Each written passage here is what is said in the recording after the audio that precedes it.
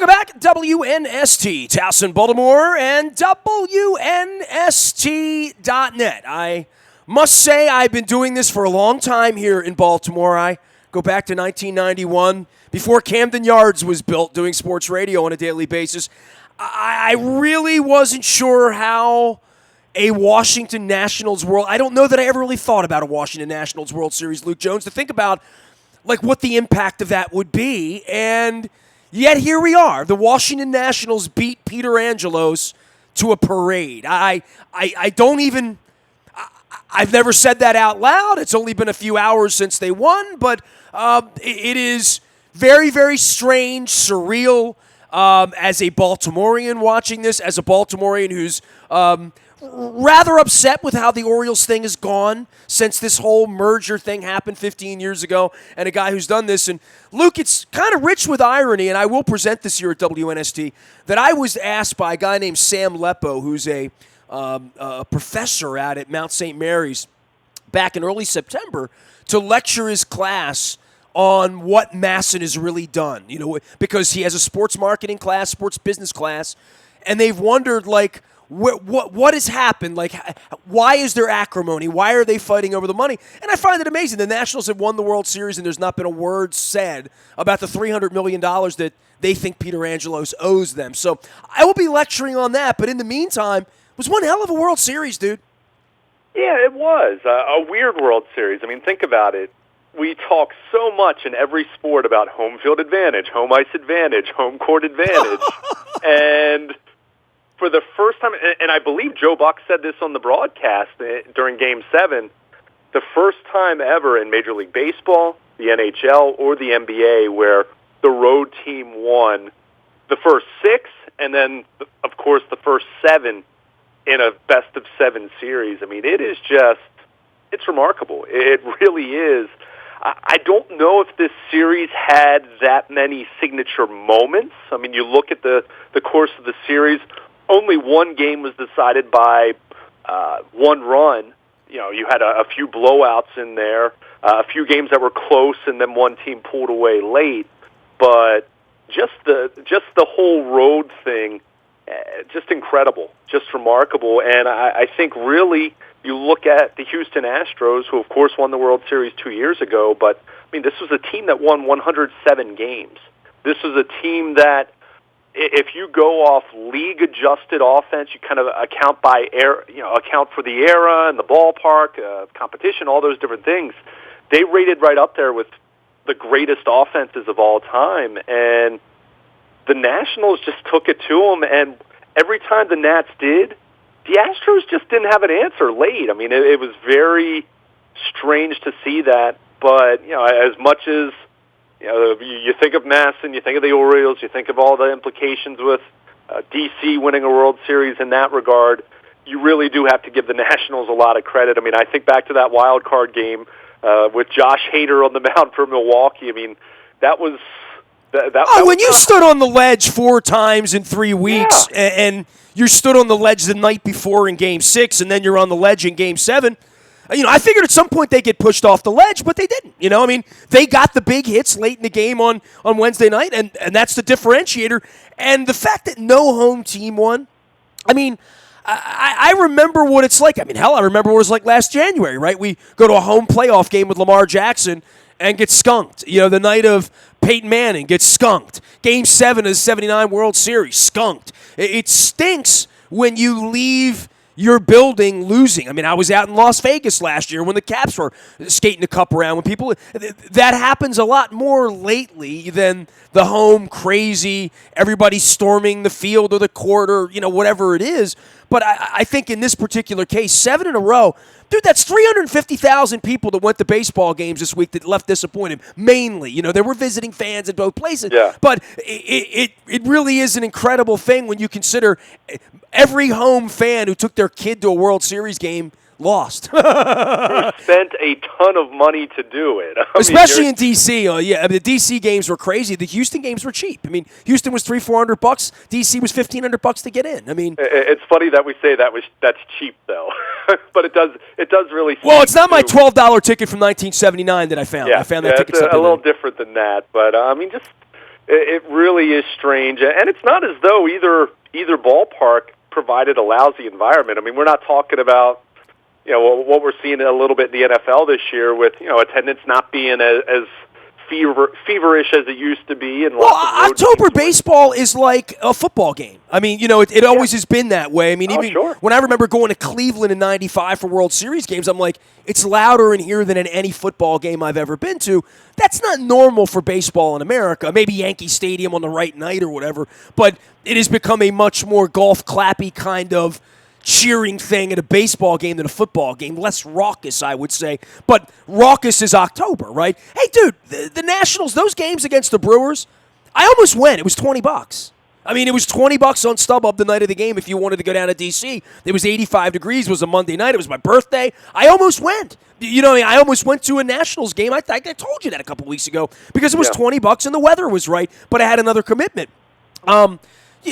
That to this, to the parade on Saturday, it's always this way in October, right? You pinch yourself a little bit whenever a team goes on a run, and we've seen this if you've been a baseball fan all your life like we have. This happens from time to time that a team gets rolling. I mean, look what happened to the Red Sox in 2004, right? Down 0-3 in the ALCS. So you would say that would never happen again, but this is unique. I mean, 7 in a row on the road, the Washington Nationals, the kind of pitching that was available to these teams, especially in an era where the Orioles aren't trying. I mean, that goes into this, that they have stockpiled the best pitchers. And, and the Nationals have done this with a tourniquet literally across their throat by Angelos over 15 years, screwing them out of anywhere from $30 to $50 million of revenue a year. So in the modern era, maybe only 10 to 20, 15 years ago, but they have been competitive. They have been well run. They have been well managed. They have been in the fight, as they say, for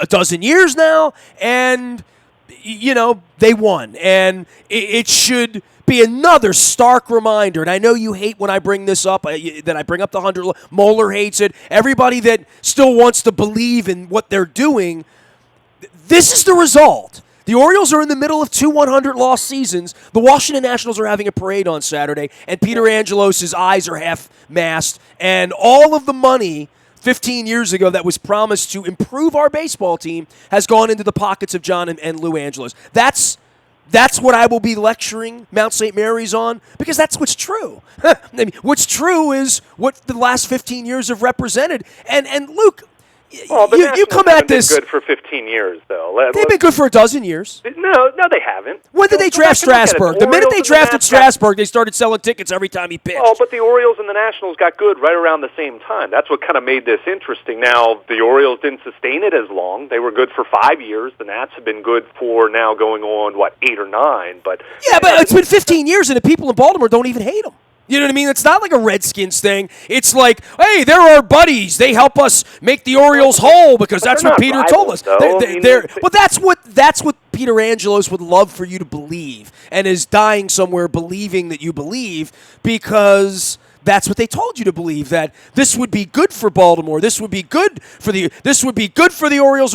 We're protecting the Orioles organization to make sure they're not having parades down there while there's nobody going to games up here. I mean, dude, I can break out the tapes. I mean, I did the interviews. I actually thought about cutting up the "We believe Washington should not have a baseball team, and let me tell you why." And it's 2019, and I've lived long enough and been on the radio every single day and researching this at a far greater level than anybody else. And it's one of the great scams of the century. And as a Baltimorean, I didn't shed a tear, at 1 o'clock in the morning watching Max Scherzer run around, or Ryan Zimmerman, or Michelle Jackman, or Len Foxwell, or any of my friends that love the Nationals, or Tom Lavero. I mean, I actually almost choked up when Shaughnessy, who was on the phone with me for 45 minutes in the middle of the day, and you can hear that in the buyatoyota.com audio vault, put a picture of Tom Boswell up, putting the last words to the column that will be the front page column of the Washington Post saying world champions in baseball. Luke, man, I'm 51 years old. It's effing surreal, and I would go beyond that.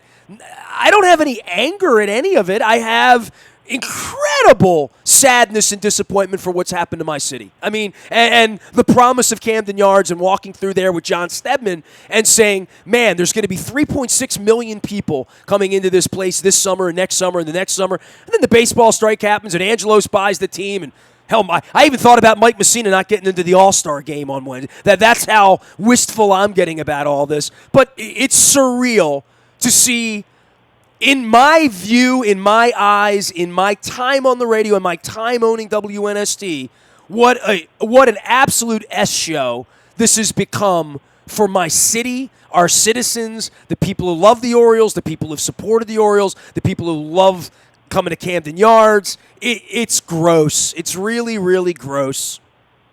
Yeah, I mean, I'm not quite as well, you have lower standards then, because you've sat out there and watched 100 losses the last 2 summers, and I haven't. So, you know what I mean? God bless you. I mean, you're still fully vested. I'm not. Losses like that's become, that's just the standard, and that's just the way it's going to be for now on. And no, that's the way they've allowed it to be. They've allowed their coffee to get stale and served it. But in 2014, these teams that were 12th and 13th in Major League Baseball in attendance. This stuff's very fickle, Nestor. I mean, this doesn't mean that the Orioles are completely dead now and the Nationals are just going to rule this region forever.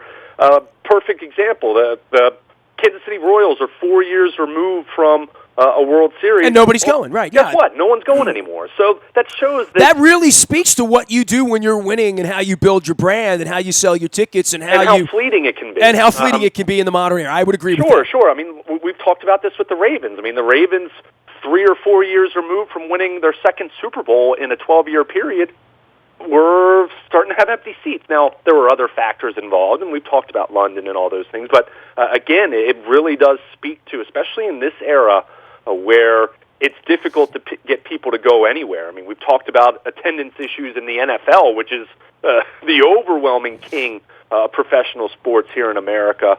But it's difficult to get people to consistently go to things. And the Nationals, to their credit, have done a superb job building a team. You can talk about spending on free agents, which they have done, but then you look at Juan Soto, and you look at Anthony Rendon, and you look at Bryce Harper before that, and the number of players they've built within their farm system where you can lose a Bryce Harper and not have drop-off. And that's where I'd say Mike Elias and the Orioles' current regime, you really hope that they're able to build that kind of talent pipeline, because that's how you sustain it. You don't sustain it by just spending a bunch of money over a 2 or 3 year period. That'll help you with a window, sure, no question about it. And I'm not saying I'm anti-spending money by any stretch, but if you want to meaningfully sustain success in Major League Baseball, like the Nats have, even though 4 weeks ago, the narrative was the Washington Nationals have never won a playoff series, despite all their regular season success. This would have been like Marvin going on a roll last year, winning the Super Bowl or something. No, right? I mean, I think that's actually a pretty decent analogy there. The Bengals went to the playoffs, 5 straight years? I mean, they had a great run of regular season success, but we also know you're ultimately judged for what you do in January in the NFL or what you do in October in Major League Baseball. So, look, I've been at this a long time, dude. I mean, I watched Golden State win championships, and then Steph Curry breaks his wrist, in the middle of the night, and now they're done, right? So these things, they are cyclical, and they do come and go. Yeah. But the hardest part is building that winner and actually doing it, as opposed to we're going to spend 5 years ramping up. I mean, Angela talked about spending 5 years ramping up from 1998 until 2011. I'm not buying anything Mike Elias and Sig Mejdel are selling me other than it's a gambit. You know what I mean? They're the blackjack dealers. It's baseball. Steven Strasburg's arm could have fallen off 7 years ago. It almost did, right? So...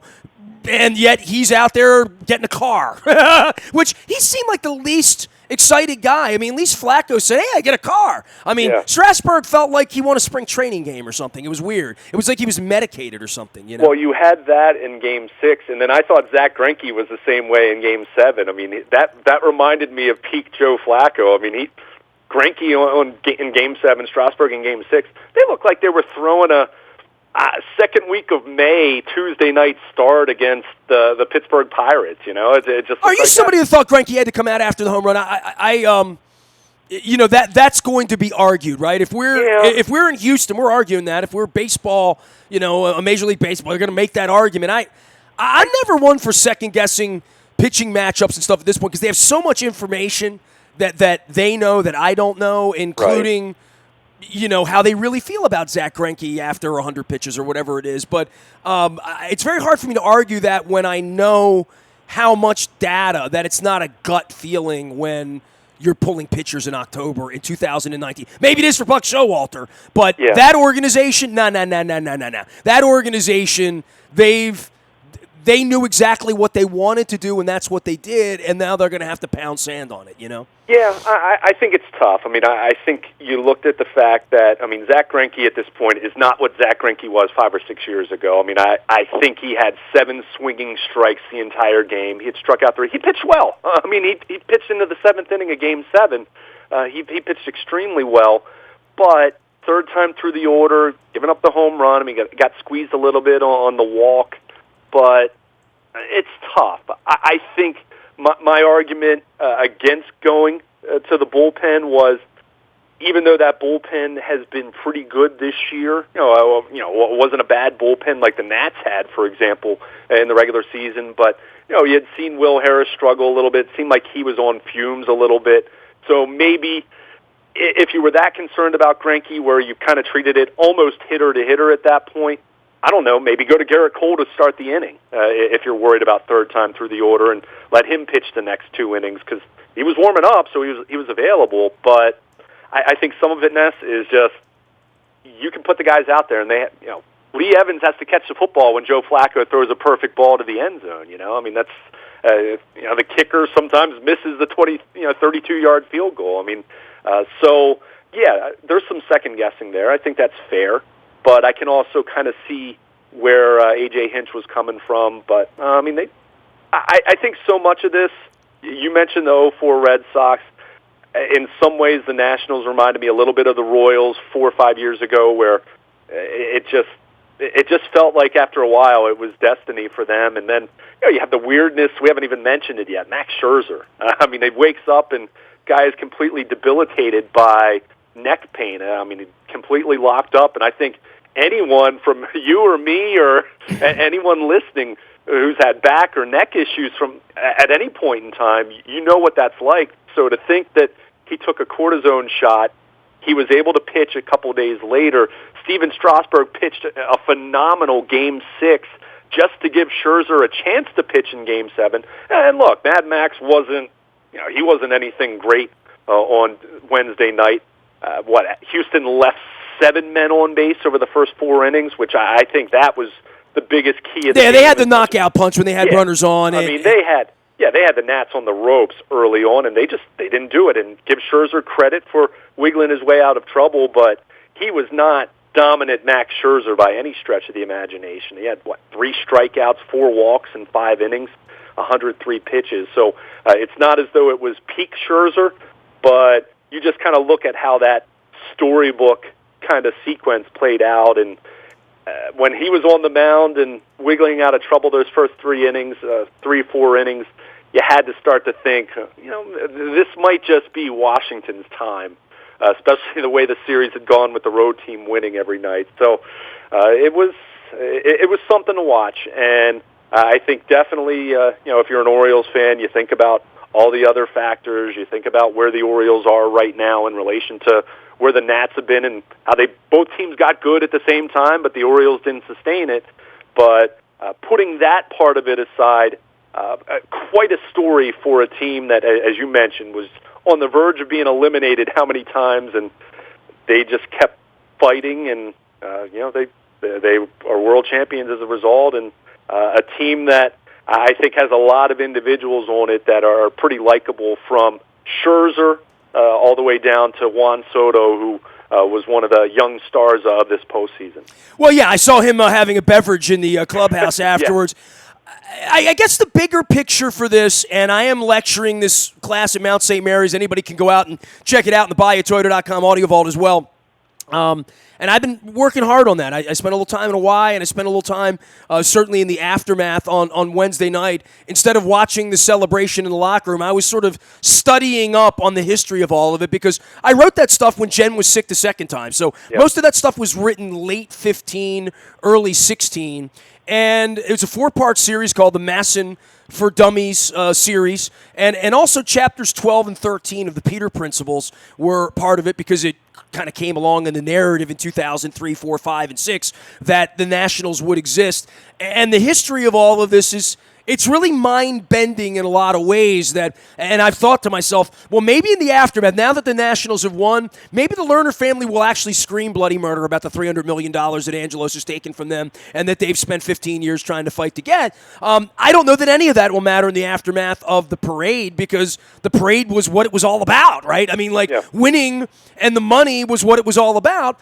Peter's taking the money here. It's never been about the winning here. It really hasn't been. In the course of investment, it has not been about the winning. It has been about winning financially. And the Orioles have done a lot of that. And in reporting where Masson is and the Nationals and the Orioles the last 15 years, I'm now beginning to wonder what the tectonic plates mean for a championship there. I said that 15 minutes ago when we began. I never really thought about what it would look like the day after they win a championship and we don't.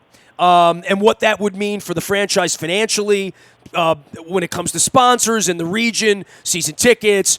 Those people were never coming back to the Orioles anyway, to some degree, but they're certainly not coming back anytime soon now, right? Like for the next, that 5-year halo I talk about when Flacco's got a parade or Trent Dilfer had a parade the first time around, the 5 years where you get that grace period that we talked about with Kansas City earlier, right? The Nationals are about to have that. And I don't know what that's going to mean over the next 5 years because the lease is up here in 2 years. All the things that I talk about that are big boy pants stuff that a lot of fans don't want to hear about. I don't see it on the message boards. I mean, the stuff I see on the message boards, it's a different level of intellectualism than where I swim, quite frankly, or where I've been allowed to swim over the last 30 years, being held accountable for what I say and what I report and what I know. The obvious is this. They win a lot. We're not going to win anytime soon. And what is that going to mean as the Angelos boys, while their father dies, negotiates with the state of Maryland and the city of Baltimore to do a 10-year lease extension in Baltimore, and at what rate? And we're coming up on all of that. The clock is we're now down to 22 months, Luke. Remember 2 years ago when I was bitching, hey, there's 4 years left, less than 5 years. Well, now there's less than 2 years, and the Nationals are going to parade around on Saturday, and we're going to sit here. And the worst part is nobody's running the Orioles. You know, there's nobody out in front of it. They canceled their Fan Fest, Luke. Like, I was in Hawaii, and I saw that on the WNST text, and I saw it. They canceled their Fan Fest, and a week later, their prime competitor for people in buildings that live 30 miles away just won a championship. And they're selling World Championship swag that your kid can be a part of if your kid lives in Columbia or Laurel or Ellicott City or wherever you would want to claim the Nationals. Not that your kid cares that much about baseball because maybe they don't. I'm just being an old guy on a porch now, but I have not thought about what this means, and I've only had a few hours, so I'm going to give this lecture at Mount St. Mary's, and then I'm going to try to digest it all. You know, I'm trying to digest what this means if the baseball team here is gone in 5 years because somehow John can't figure it out, and those nice folks from Nashville come, and he lawyers up against the Major League Baseball people, as Al Davis has done and everybody else has done in recent times. I can't imagine if the Angelos boys want to fight. I don't get that they want to fight, but something needs to be done here above and beyond T.J. Brightman. You know what I mean? Well, I mean, it's certainly important to work on branding, continue to work on branding, and knowing that you're not going to have a whole lot of help on the baseball wins and losses front for the next, at least the next year or two. I mean, that we're still in that period, and we knew that. That Mike Elias is, just now getting creeping up on 1 year as the Orioles general manager and rebuilding this thing. So we knew that part of it was going to be a challenge, but what we've talked about over and over is really what their biggest challenge is now, and even further complicated by the Nationals having won, is trying to appeal to as many young fans as possible. I mean, that's just the truth. And we've talked about some of the initiatives that they've done that have been good, but much more work needing to be done. Look, at first glance, if you have a bunch of great, bright ideas to engage your fans in different ways than just having a fan fest on a sleepy Saturday morning in January when it's 24 degrees outside, then I'll hear it, fine. But if the idea is you're just feeding the apathy of knowing you're going to have another triple-digit loss team in 2020, and you're still on between first and second base in this long-term rebuilding phase, then shame on you. If it's just apathy and it's just, well, we're not going to really try, or we're not going to have Fan Fest because we don't have a lot of players that fans want to come out and see. I mean, if that's the mindset and you're not going to have all these bright ideas to engage and maybe have smaller events, and maybe have an event in, I don't know, Annapolis, a couple in Baltimore, you have one in Timonium, whatever. Like if you have some kind of caravan kind of event, like we've seen the Ravens do at various times on really small scales, then what are you doing? Then it's a terrible look. So, they don't do much. I mean, come on. I mean, really, they don't do much. I mean, whatever the bare minimum is. Dude, you're out in Owings Mills every day. I was at a Halloween party the other night with 25 Ravens players. They're like, I see Heather Darney running around. These guys are reading to kids at school all week. Lamar Jackson's running around throwing footballs at Glen Burnie 2 weeks ago. Where the hell are the Orioles? Yeah, I mean, seriously, But I've been saying that on the radio for 21 years, so much so that they threw me out 15 years ago for saying, where the hell are you guys for 6 months when you're gone? For demanding that they run their business better on behalf of the citizens and the fans, and they haven't. And they've pocketed a lot. I mean, the most dangerous thing happened. It's good that you're firing me up before I give this speech in Mount St. Mary's. The most dangerous thing in the world happened. They gave Peter free money and didn't – there's no need to win in order to be profitable. And that's really dangerous for Peter Angelos, and it has been dangerous. And it's been devastating for a lot of people. It's dangerous for a lot of people. I mean, if we're going to be honest. Free money's dangerous. That's correct, yes. Yeah, but – I think, and this is what bothers me about the Fan Fest thing as much as anything. Look, I mean, it's not as though they drew 40,000 people to the convention center over a 2-day period or any, I think last year the announced attendance was 8,000, and that's probably about what it was. The convention center wasn't empty by any stretch of the imagination, but those are your diehard fans who show up for that. Those fans. Well, not to mention screwing the convention out of an event and screwing, the city out of having 8,000 people come down here on a Saturday. Well, that's real pro Baltimore, John. Well, but my thought is, those are the ones that you should cherish as much as anyone right now, because they're the ones that are. When you're drawing 11,000 people or 12,000 people on a weeknight in, I don't know, September or May or whatever, those are the people that are going to the games. I mean, those are the people that love baseball and love the Orioles that much. And I think for a lot of people, not that I know a ton of people that go to Fan Fest, but I know enough, and I'm talking fans, not just media types.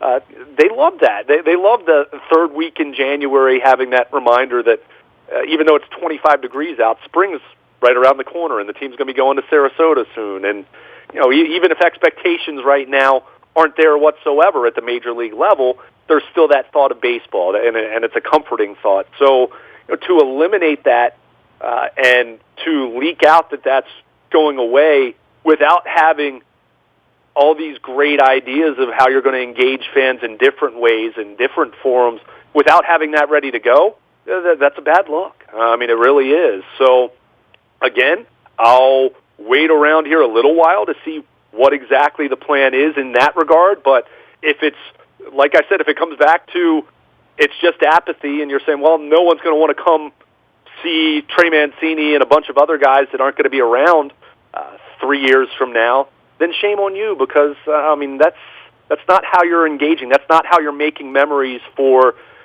6 and 7-year-old Orioles fans who maybe their dad or mom did take them to a half dozen games this year because of the kids cheer free thing, but you're missing out on an opportunity for those kids to meet Trey Mancini or meet Dylan Bundy or meet Michael Gibbons or whoever and make some memories. And those kids that have those opportunities to do that, they don't care quite as much for now that the Washington Nationals are celebrating a World Series 40 miles away.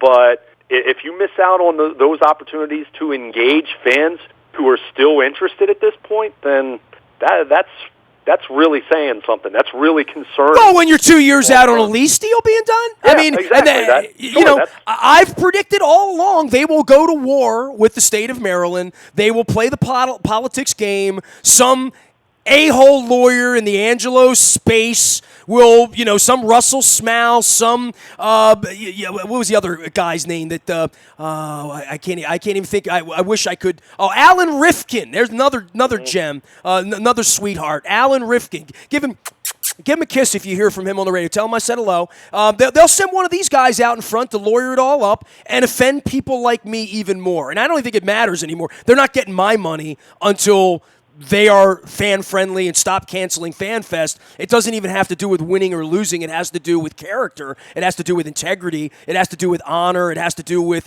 do you really care about the city? I mean, they stripped the name of the city off the franchise 15 years ago to make it a more regional team. Although that happens to some degree a long time before that. But anyway. But you can't say you love Baltimore when you strip Baltimore off the name. I remember this stuff. I'm not going to – it's like Trump. I remember everything that's gone on the last 3 years. And anybody that's out there supporting him, it's going to be brought up when he's behind bars because that's the truth. The truth is not going to hide, and I'm not going to hide from the truth. The truth is there's a parade in Washington on Saturday. The truth is – there's not even a fan fest coming here this summer or this winter before they come back and play in the spring. So I'm sure we'll go through this a little more, Luke. And I'd hate for my animosity to be taken out on you, but this is a very, very bad outcome if you love Baltimore. I'm going to take this back to where it all began for me. I love Baltimore. That's why I love the Orioles. That's why I loved Camden Yards. I'm a provincial guy. I'm okay with that. There's nothing about the Washington Nationals that have been good for Baltimore, even though Peter portrayed it as that way 15 years ago. This has been an ATM grab for him and his family for 15 years, and now we will see what the aftermath of the unthinkable, which is the Washington Senators winning a championship, Yeah, and again, I go back to what I said about Kansas City. 4 years later, they're 26th in attendance, so there's a lot. They're also in a small market, and Washington has no question, the biggest fear of all of this was not only that Washington would be a better baseball team or better run or better owned or have more loyal fans or have a stadium in a cool neighborhood or any of the things that eventually happen. I think the biggest fear in all of this is they would become the big bad wolf, that they would become the Yankees and we would become the Mets. And this is the pathway. Just look at the records over the last decade. Look at who's running the team, how the team's been marketed, where the team's located, where the money is, and where all the other money went into Angelos's pocket and not onto the field here as was promised because, Peter lied about everything before the Nationals ever came along. He was lying about things. That all of that money went into their coffers and some to Chris Davis. I'll give you that because we gave Chris Davis. They would want to vilify Chris Davis right now while he's batting 148 or whatever it is. But all the money went to the Angelos family and that needs to get pointed out. You're not going to hear that on 105.7. Ed Norris won't be over there telling you that. Well, but I'd also say as far as the whole big bad wolf argument, you just said it. You could get in for the wild card game for $20. Yeah.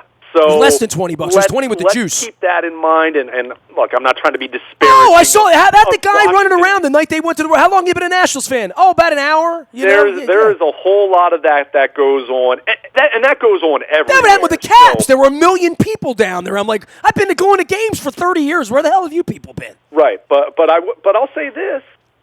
If the Washington Nationals are back in the World Series 2 years from now and winning another championship, and 2 years from now the Orioles aren't looking like they're turning the corner the way that they envision under Mike Elias. By the way, I got $1 on that statement, by the way. I got $1 that says what you just said will happen. I have $1 that says the Nationals will get back into October at some point in the next 24 months. I think they'll get back in October, but I'm talking if they win another World Series and they start looking like they're going to be a dynasty, dare Don't I piss say. on getting to October. Getting to October means you played really well from April to September. It means you had a real season. I mean, the Orioles aren't going to have a real season here for at least 3 years. Like, literally, right? Well, like, they're not really going to have a season until maybe 22, and that's if Adley Rutschman's hitting 314 in the big leagues at that point and, catching 130 game. Yeah,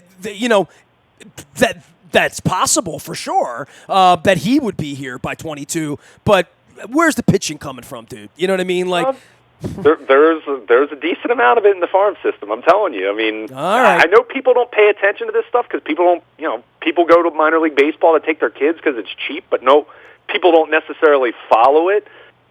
I'm telling you, there's. Oh, I think Elias and Meidel are geniuses. I also think John Angelos is Fredo.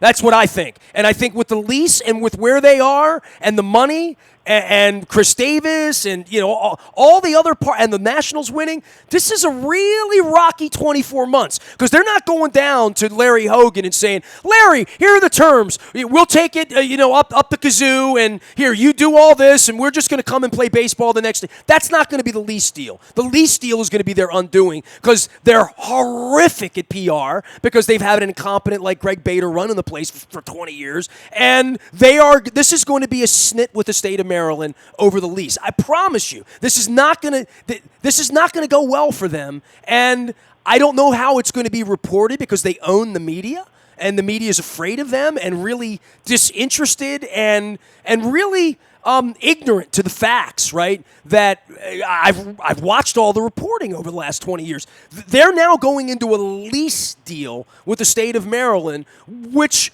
will no doubt be contentious because it involves Angelos. Yeah, well, and Larry Hogan could say, we already got a baseball team. I congratulated him last night on Twitter. We got a team here in Maryland. They're called the Nationals. Well, Washington, D.C. is not Maryland. Well, is Maryland going to give up another king's ransom to John Angelos to keep the Orioles? In the same way that when I cringe when people say the University of Maryland's D.C. team. I cringe too. That's why I said it. Anyway, but what I'm saying is from a baseball standpoint, which they've already made progress in that way when you talk about the farm system and where they rank and starting to finally make some semblance of a footprint internationally. And look, I mean, these are things that are going to take time, and we knew that. Mike Elias wasn't turning this around in 12 months. I mean, that's just the truth. If you're doing it right, I mean, the worst thing they could do would be, Grayson Rodriguez and DL Hall, let's trade those guys and get some decent major league talent with the idea that you're going to win 70 games next year. That's not the way you want to do this. And the problem is that's what the Orioles did from 1990. Oh, it's the old. Hey, we don't want those foreign players. Is he foreign? I can't even pronounce his name. We're not going in a foreign market. We don't buy foreign cars. We're gonna stay here in America. All right, Dan. And that's that. And the things that went on here to break this organization are outrageous. The one thing I never really thought about was a Nationals parade. Like I never gave it a thought. I certainly didn't give it a thought when they were 18-39 or whatever they were, right? Yeah, and I'm guessing, even though it's apples to oranges because it's a different sport and the revenue's divided differently, I'm guessing there's some Washington football fans who've seen the Ravens win have two parades in the last 20 years. When you look at where they've been and where they are right now, and now they're seeing the Ravens have arguably one of the most exciting players in the NFL, and Lamar Jackson, and what that could mean for the Ravens over the next. Well, think of my boy Howard Balzer and the poor people out in St. Louis watching the Rams play in a Super Bowl last year, right? Sure. I mean, if we want to go way back, how about people in Montreal who love the Expos watching the Nationals win the World? I mean, there's always that other side. Especially when you're talking about teams who've relocated or teams who've moved into a region that used to be solely the footprint of another team. You're always going to have some of that. But if anything, if there's some positive spin you put on it, it's and like I said, I mean the Angelos family and that whole thing is. That's another part of it. But the baseball part of it, you do hope Mike Elias looks at this and says, hey, this is why we need to have the resolve to do this thing right, because we do have the Washington Nationals in this region that we're not competing with in the AL East, but we're certainly competing with from a relevancy standpoint over the long term, that we need to build something that is good and, just as importantly, sustainable. And you hope, meanwhile, talking about the lease, the long-term future, marketing, branding, all those different other things, but you hope on the baseball side of it they can get that right. Because, as I've said, you can have as many giveaways as you want and all those different things, but people go out and support winners. And it's fleeting, and when you don't win anymore, then people go away pretty quickly. I mean, that's just the way it is here in 2019. It's not 1995 anymore, even, where you win and then you're going to draw 3.5 million people year after year after year. I mean, those days are over. I mean, that just doesn't happen, dare I say, just about anywhere other than maybe one or two markets in Major League Baseball. You got to win. It's that simple, and the Orioles have a long, long way to go in that regard. I got a parade you can attend on Saturday, Luke. He is Luke Jones. You can find him, Luke, at WNST.net, and Baltimore Luke. And, of course, anything you want to say about the Ravens other than, go beat Tom Brady, because we haven't mentioned Tom Brady in an hour, and that's probably not good here. But this World Series thing kind of got in the way, Yeah, I'll say this. Hearing Lamar Jackson talk about his Harry Potter costume at Bradley Bozeman's Halloween party and joke around about that, Lamar seems like he's really tight for this big match in New England, doesn't he? I felt that way too when I saw him out at the Halloween party Tuesday night. Hey, man, take care. I think these guys are excited. I mean, this is a really different team from the last time they even played New England in 2016. I mean, I think 17 players are left from that team. It's 7 players who are left from the last time the Patriots came into Baltimore in 2013. So not a whole lot of experience in that regard. Yeah, the whole lot of guys that haven't chased Tom Brady around and watched him on TV since they were in diapers, literally. Yeah. So, I mean, John Harbaugh and Marshall Yanda and Jimmy Smith and Brandon Williams and a couple other guys certainly educating the rest of the young Ravens on what it takes to beat Tom Brady and the Patriots. But easier said than done, but it should be a heck of a lot of fun. And for anyone who, we spent all this time talking about the Nationals and that impact on the Orioles, I think a win on Sunday night would be very good for this city, and the enthusiasm that really started to build a few weeks ago with the Seattle win that can continue with a win Sunday night. And I think a clear message with a victory on Sunday night that the Ravens are bona fide, legitimate Super Bowl contenders if that happens. Yeah, I said to my wife, what are you going to do all day Sunday? We're going to be sitting around like waiting